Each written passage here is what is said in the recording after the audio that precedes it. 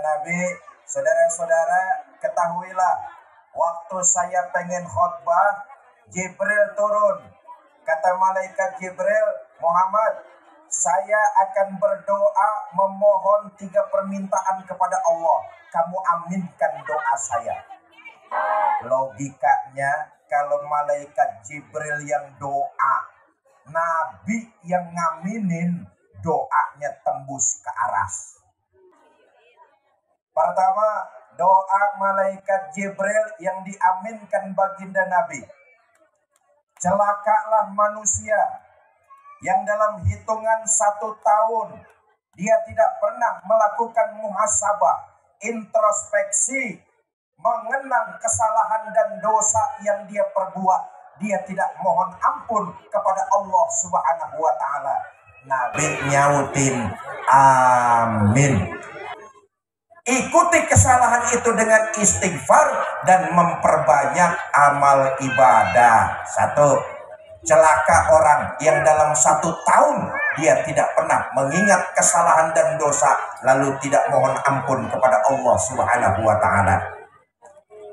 Yang kedua, malaikat Jibril berdoa, celakalah manusia yang ketika namamu Muhammad disebut, tapi mereka tidak baca sholawat kepada dirimu. Nabi ngucapin amin. Celakalah orang yang ketika nama Nabi Muhammad disebut, tapi dia tidak mau baca sholawat. Semua kita kelak di akhirat nanti akan minta syafaat dari Nabi Muhammad Sallallahu Alaihi Wasallam. Yang ketiga nih, doa malaikat Jibril. Celakalah orang yang dalam hidupnya dia tidak berbakti kepada ibu dan bapaknya. Nabi ngucap amin. Setiap kita anak dari ibu dan bapak kita. Betul apa tidak? Apa yang kita nikmati hari ini itu karena wasilah ibu dan bapak kita. Perjuangannya, pengorbanannya tidak akan bisa kita balas dengan apapun juga. Jasa kedua orang tua kita persembahkan dunia dengan seisinya, tidak akan bisa membalas jasa keduanya. Saudara yang masih ada kedua orang tuanya, teruslah berbakti kepada mereka. Bapak kita berjuang mencari nafkah hanya untuk kita anak-anaknya. Siang kepanasan, malam kedinginan, tidak peduli dia kuat menahan beban penderitaan dirinya. Tidak sedikit seorang bapak demi perut anak-anaknya, dia menahan rasa lapar, yang penting perut anaknya kenyang. Betul apa tidak? Ibu kita tidak akan sanggup kita membayar jasanya, tidak sanggup kita membayar balas budinya sebelum kita lahir ke alam dunia. Ketika kita masih di dalam perut ibu kita saja, kita sudah siksa ia. Betul apa enggak? Jangankan kita lahir ke alam dunia, masih di kandungan ibu sudah kita siksa. Lihat ngapa orang bunting. Betul. 3 bulan usia kandungannya udah mulai tuh kita siksa. Lihat emak kita tuh, saat kita udah 3 bulan di dalam perut dia, mulai dah wah. Hamil muda udah disiksa, enak pengen muntah tapi nggak keluar, nyeksa kan itu. Betul apa enggak? Makin besar usia kandungan, makin dekat saat melahirkan, makin kita siksa emak kita. Nggak usah dari yang lain-lain dah. Waktu kita udah saat-saatnya mau keluar, usia kita di dalam perut emak kita 9 bulan, itu emak udah kagak mulai, kagak enak, kagak karu-karuan. Lihat aja dari tidurnya tuh. Posisinya sudah besar perut emak kita, tinggal nunggu hari melahirkannya saja. tidurnya udah kagak enak, serba salah, tidur miring kagak enak, betul, tidur celentang kelihatan banget melentungnya, apalagi kalau tidur tengkurap meledos bisa.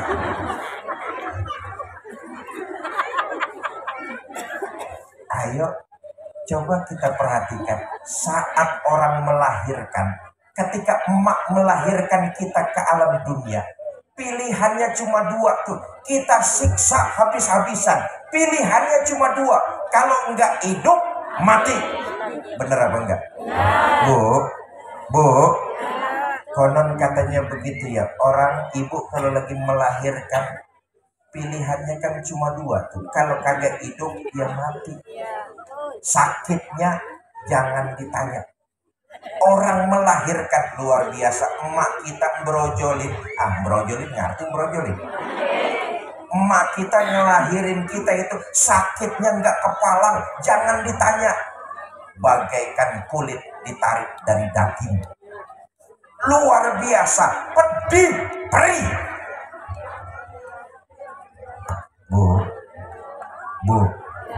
Bu, saya tanya nih, emang sakit orang ngelahirin, Bu? Sakit? Kapok? Lu juga yang bandel loh.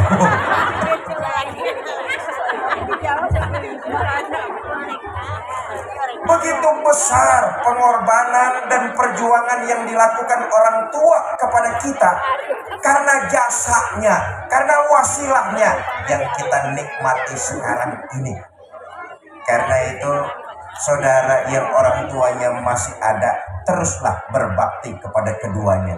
Buat kita yang orang tuanya sudah tidak ada, bukan berarti tertutup pintu berbakti kita kepada mereka yang sudah wafat. Kirimkan pahala doa kepada mereka. Apa yang kita kerjakan ke orang tua kita sekarang ini akan dikerjakan oleh anak-anak kita di masa yang akan datang. Begitulah putaran kehidupan di dunia ini. Karenanya saya katakan sekali lagi, buat saudara yang orang tuanya masih ada, teruslah berbakti kepada mereka. Tapi buat saudara yang orang tuanya sudah wafat, buktikan bahwa anak berbakti masih terus bisa kita kerjakan kepada kedua orang tua yang sudah wafat. Dengan apa? Mengirimkan doa dan pahala kepada mereka. Kalau itu yang kita lakukan, saat yang akan datang, anak-anak kita akan melakukan yang sama kepada diri kita. Kita enak sekarang ini nih. Ini kan karena emak bapak kita. Mereka sudah pergi meninggalkan kita. Kirimin pahala buat kita. Kirimin pahala buat mereka dari kita. Sampai dan mereka akan senang. Selama hidupnya selalu kita sulitkan. Selama hidupnya selalu kita susahkan. Kagak ngapa-ngapa jualin banda orang tua. Jangan cuma jualin banda, kirimin pahala. Di sini ada yang tukang jualin banda. Yang mana orangnya?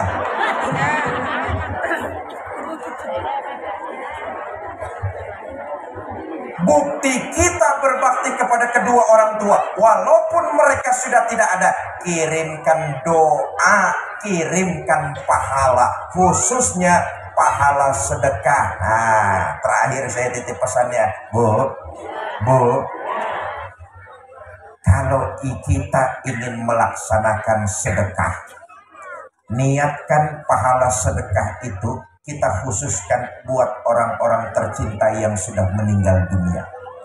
Tanpa mengurangi pahala kita, kiriman pahala sedekah kita akan sampai kepada mereka sebagai bentuk berbakti kita kepada orang tua yang sudah meninggal. Kirimin pahala. Jangan jadi anak tibang mau enak doang. Setelah orang tua nggak ada, cuek aja. Datang ke kuburan setahun sekali, itu juga kagak bacain doa, ngoredin rumput. Kirimkan doa, kirimkan pahala, khususnya pahala sedekah akan sampai kepada mereka. Mereka akan senang, girang, luar biasa. Ada satu riwayat, saya tutup dengan satu riwayat. Mudah-mudahan ini jadi motivasi agar kita terus berbakti kepada kedua orang tua walaupun mereka sudah tiada. Dulu ada seorang ibu ditinggal mati anak gadis semata wayangnya. Karena punya anak cuma semata wayang, nih ibu kepikiran.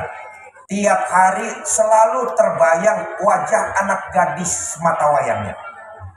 Makan kagak enak, tidur kagak nyenyak. Datang ibu ini konsultasi sama Hasan Al-Basri.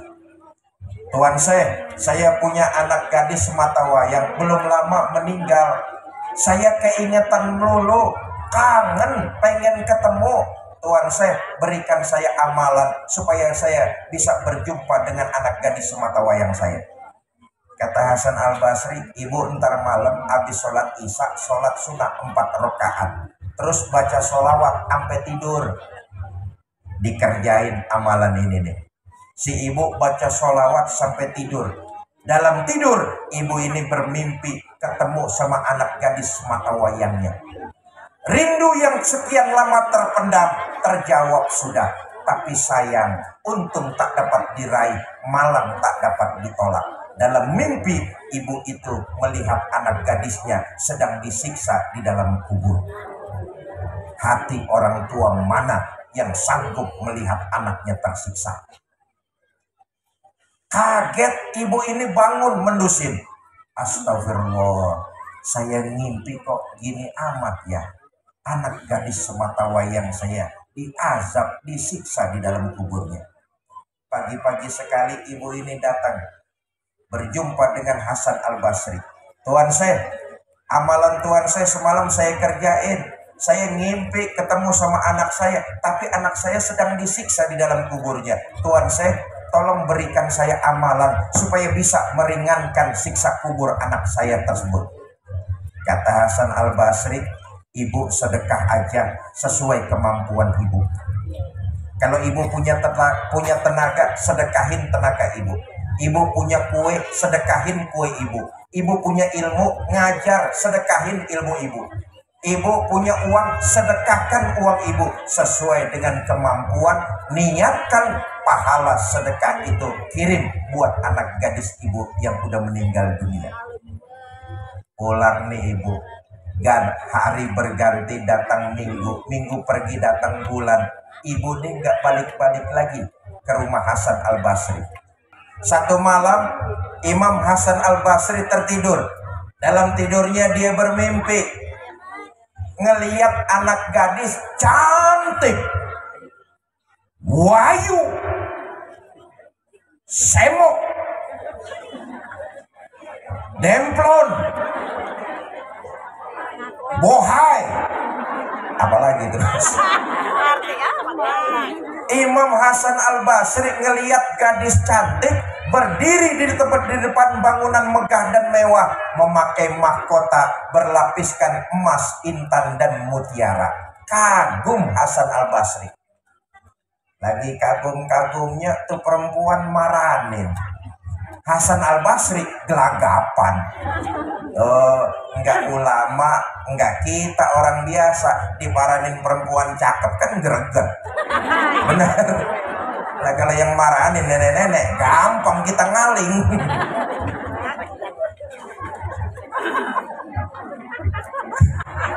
Udah lu dengerin aja, nggak mesti lah. Tuh perempuan datang maranin Hasan Al-Basri. Tuan saya kenal nggak sama saya? Kata Hasan Al-Basri, saya nggak kenal. Tuan beberapa hari lalu datang seorang ibu minta amalan. Tuan nyuruh sedekah, pahala sedekah itu dikirimkan buat anak gadisnya yang sudah meninggal dunia. Tuan ketahuilah, itu ibu saya. ibu saya melakukan sedekah, pahala sedekahnya dikirimin buat saya. Dengan izin Allah, sedekah yang dilakukan ibu saya, pahalanya dikirimkan buat saya, terbuka rahmat Allah. Ini jadi wasilah. Terbuka pintu rahmat Allah, saya terbebas dari azab kubur. Saudara, itulah orang-orang tua kita yang sudah meninggal dunia. Mereka perlu pertolongan dari kita yang sudah di alam dunia. Lewat apa? Tentu lewat kiriman, karena mereka sudah tidak bisa lagi melakukan apa-apa. Kirimkan doa dan pahala, khususnya sedekah. Dengan sedekah yang kita lakukan, insya Allah menjadi wasilah pintu terbukanya rahmat Allah, mereka mendapat nikmat kubur. Demikian 3 doa malaikat yang diaminkan Rasulullah Shallallahu Alaihi Wasallam. Sampai di sini dulu. Wassalamualaikum warahmatullahi wabarakatuh. Salam wayagini.